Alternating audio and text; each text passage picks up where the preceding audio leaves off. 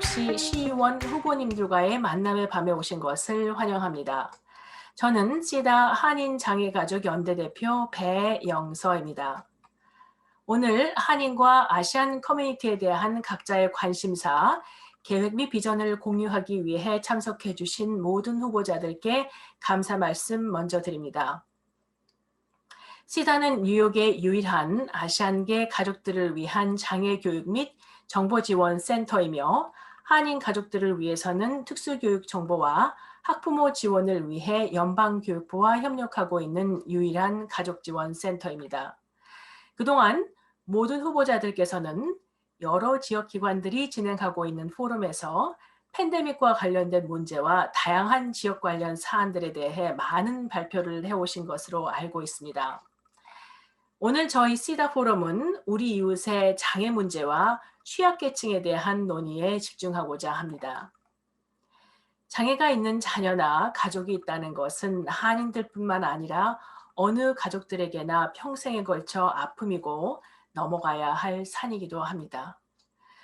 그러나 뉴욕의 아시안계 장애 가족들은 학교 가족 파트너십, 취업기회, 주거, 언어 접근성 및 정보를 접하는 기회에서 종종 소외되어 있기 때문에 더 많은 어려움에 직면하고 있습니다.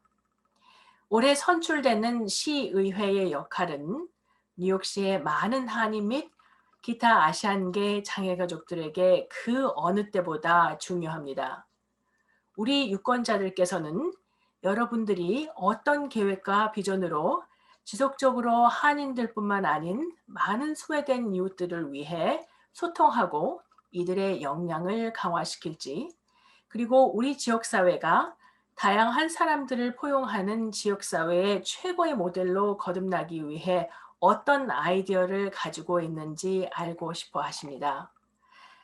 다시 한번 시간을 내어 한인 주민들께 지역사회에 대한 비전과 계획을 공유해 주시는 후보자 모든 분들께 다시 한번 감사 말씀드립니다.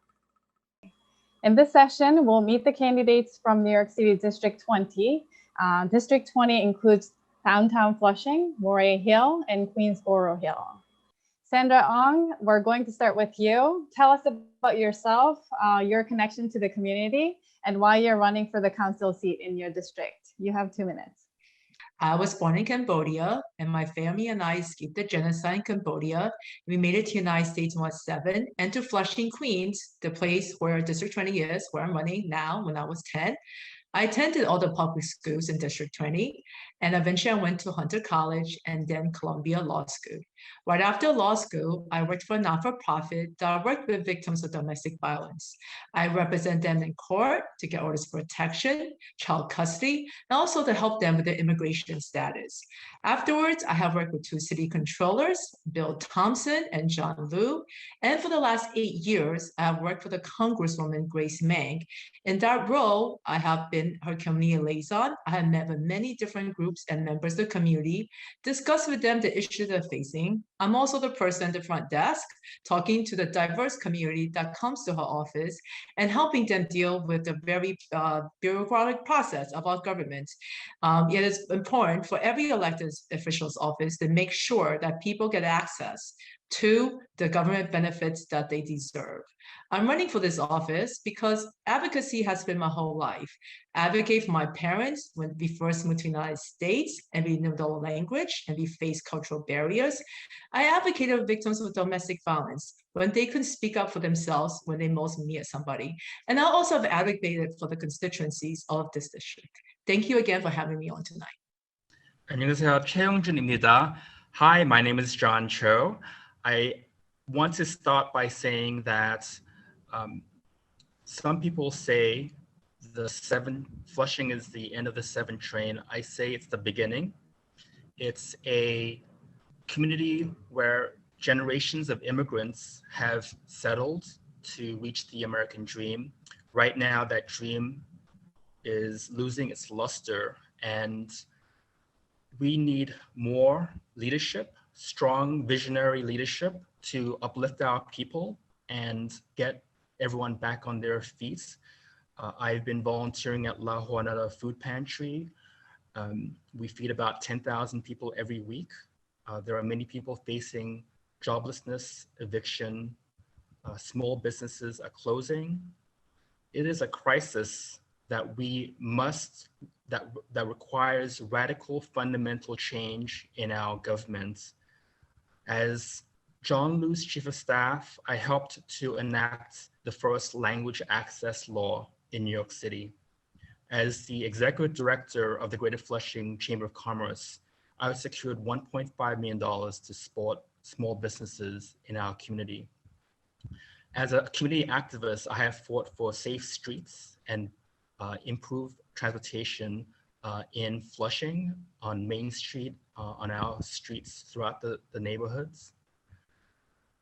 This is a campaign that is built on a record of very strong achievements. I hope to work with CIDA, with Dr. Bay, and with you, Kelly, to improve our community, build more schools, create more social services, and support our small businesses. Thank you so much. Born and raised in China, I'm a first generation immigrant to the United States, where I first arrived to the United States in 1998.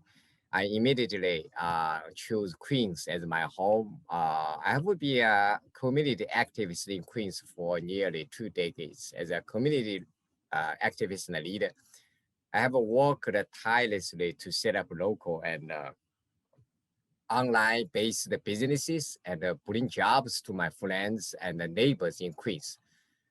Since 2005, I have been the Secretary General of the Shanghai Association of America, and I have served as the Executive Vice President of the Queens Residents and Voters Coalition since 2018, and from 2019-2020, I'm the Community Asian Advisory Committee member of Queens DA.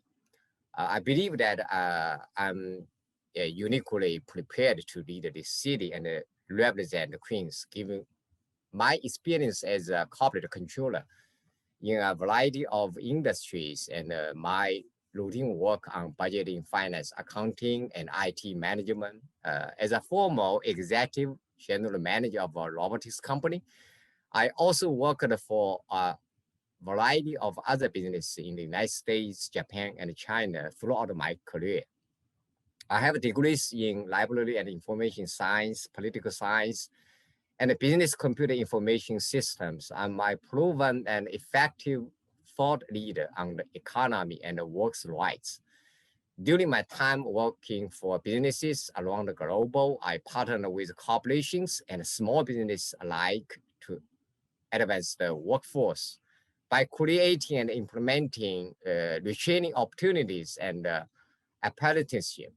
My experience in the fields of finance, technology, and accounting have enabled me to balance budgets while improve the lives of colleagues and still helping business make a profit. Since coming to this country, I have lived in Queens for about 24 years with my wife, Haruka, and my daughter, Isabel, and son, Derek, as well as our family dog, Logan.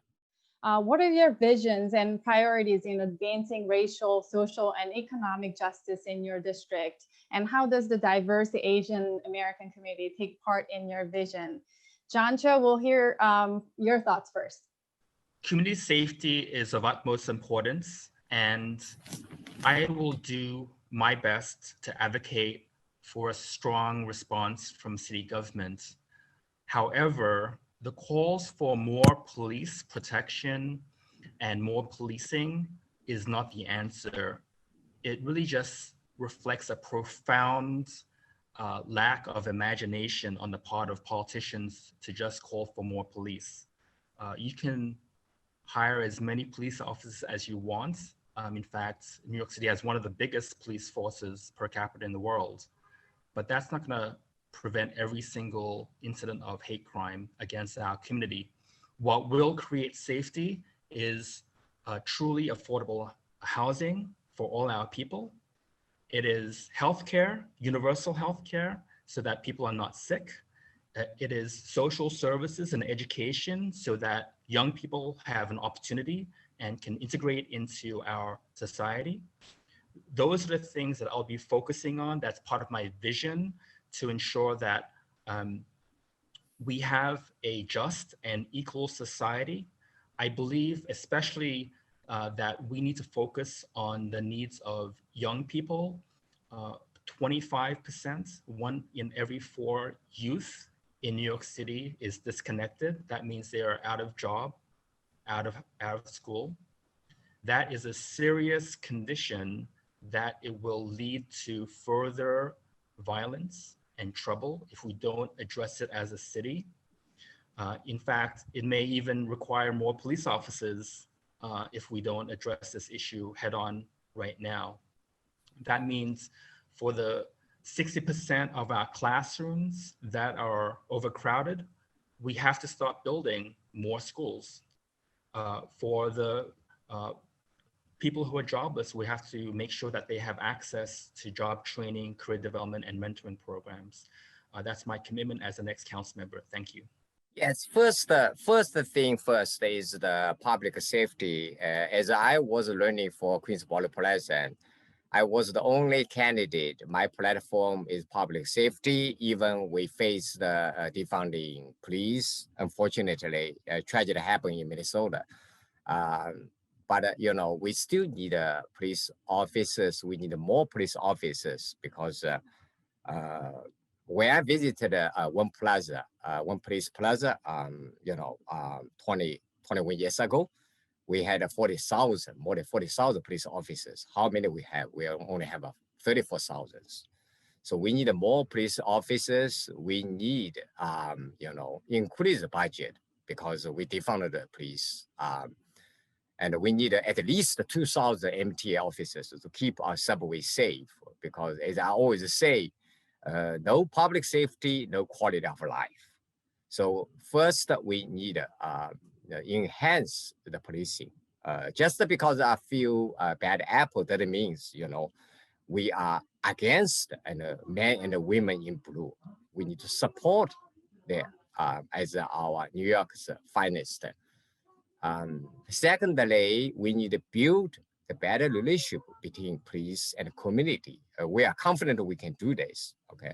And also we can increase multi-language services and the police officers and with, language more than English, just another languages. And also we can have the management. For example, I went to the funeral from the previous commanding officer, in Flushing Meadows, placing at 107. Now we welcome the Asian police officer as the commanding officer. This is very good. Yeah, thank you.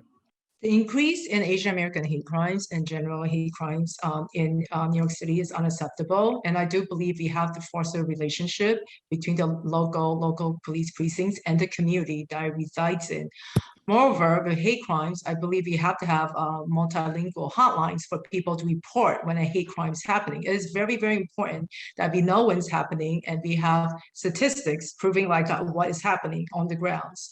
That brings me to language access. Language access is my top priority. As I said before, even though you know you have benefits, but not having language access, not knowing what you have, what your rights to these benefits is an obstacle to getting these benefits. That's why I advocated to have the HRA Center here in Northeast Queens, in Flushing, a SBS Center here in Northeast Flushing, where people can actually walk into physical places, and those places should have multi-language help in Korean, in Chinese, in Spanish. This is a very diverse district that could actually help the people, whether that the people have issues with Medicaid problems, Medicare problems, applying for public housing. And lastly, a part of economic justice has to be, as I think other candidates said, fighting for affordable housing. We do need more affordable housing for seniors and more vulnerable population. Thank you.